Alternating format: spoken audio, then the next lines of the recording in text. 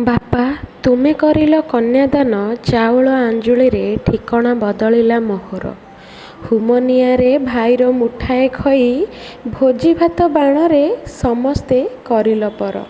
ଜ୍ୱାଇଁ ବୋଲି ଯାହା ହାତେ ବିଦାୟ କରିଲ, ସେ ଥିଲା ଅଚିହ୍ନା ଅଜଣା ମଣିଷ ମୋ ପାଇଁ।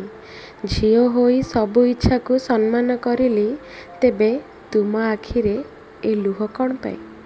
ବାପା, କେବେ କରିନ ପୁଅ ଆଉ ଝିଅର ଫରକ? ଖେଳନାରୁ ଡିଗ୍ରୀ ଯାଏଁ ଦେଲ ସମାନ ଅଧିକାର। ଆଜି ଝିଅକୁ ଦୂରେଇ ପୁଅକୁ କଲ ନିଜର। ତେବେ ତୁମେ କୁହ ବାପା, ମୁଁ କାହାର? ତୁମେ କୁହ, ଯଦି ଏ ରୀତିନୀତି ଦୁନିଆର, ତେବେ ବାପା ଏ ଆଖିରେ ଲୁହ କାହିଁ ତୁମର? ତୁମ ମାନ ରକ୍ଷା କରି ମୁଁ ହୋଇଗଲି ପର। ତେବେ ଥରେ କୁହ ବାପା, ମୁଁ କାହାର? ଜନମରୁ ଥିଲି ଘରର ଲକ୍ଷ୍ମୀ ହୋଇ, ବୟସ ହେବା ପରେ ବୋଝ ହୋଇଲି ତୁମର। ମୁଁ ଅଟଇ କୁଆଡ଼େ ପରଧନ। ତୁମେ କୁହ ବାପା, ମୋ ଦୁନିଆରେ କିଏ ନିଜର?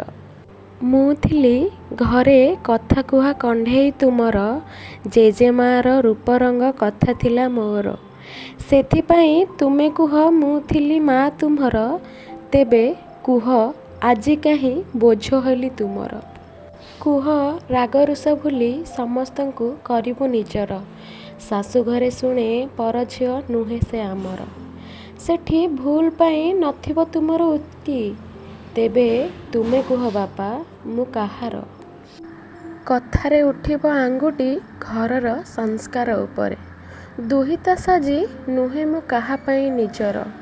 କନ୍ୟାଦାନ କରି ପୁଣ୍ୟ ଲାଭ କରିଲ। ଥରେ କୁହ, ଏ ଆଖିରେ ଲୁହ କାହିଁ ତୁମର? ବାପା, ଜନମ ଦେଇ କରିଲ ମୋତେ ପର। କୁହ, ମୋତେ ଭୁଲି ସେ ଘରକୁ କରିବୁ ନିଜର। ତେବେ ଆଖିରେ ଲୁହ କାହିଁ ତୁମର? ଥରେ କହିଦିଅ ନା ବାପା, ମୁଁ କାହାର? ଛାତିରେ ମୁଣ୍ଡ ରଖି ଝିଅ ଅଳି କରେ ଯିବିନି। ପରୀ ହେଇଥିଲୁ, ଏବେ ଇଜ୍ଜତ ସାଜିବୁ ଆଉ କାହାର? ତୁମେ କୁହ, ସମସ୍ତେ ଅଟନ୍ତି ମୋ ନିଜର। ତେବେ କୁହ ବାପା, ମୁଁ କାହାର? କେବେ ଡେଇଁବି ନାହିଁ ଏ ଏରୁଣ୍ଡି ବନ୍ଧ। ବାପା, କହିଦିଅ ଥରେ, ମୁଁ ନୁହେଁ ତୁମର। ମୋ ନିଜର କେଉଁଠି ରହିଛି ଘର?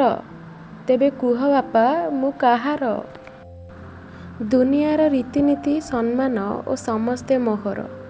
ତେବେ ଗୋଟେ ଝିଅର ପ୍ରଶ୍ନ, ବାପା, ମୁଁ କାହାର? ସଞ୍ଜ ବେଳେ ଜହ୍ନକୁ